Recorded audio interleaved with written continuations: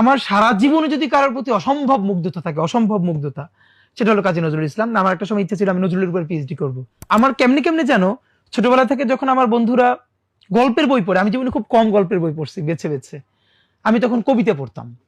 এর একটা কারণও ছিল, আমি একটা কবিতার প্রোগ্রামে যখন মানে প্রতিযোগিতা অংশগ্রহণ করতে চাই, তখন 6-এ পড়ি মনে হয়।